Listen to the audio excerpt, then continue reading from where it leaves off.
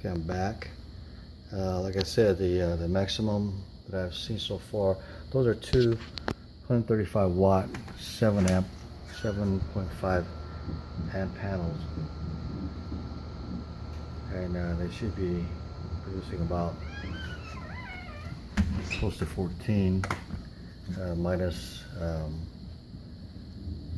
the lag, and it only produces a maximum about 9.8 amps at 125 watts.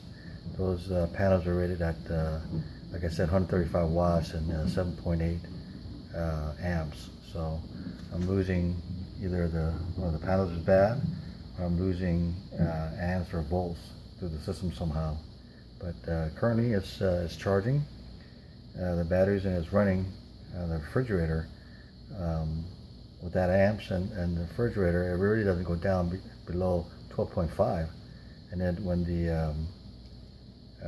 I don't have any sunlight, it runs it for 8 hours, and it only drains the battery 50%, all the way down to 12 volts. So, and then the sun comes back up, and then it obviously recharges the batteries back up. So anyway, just wanted to share my setup.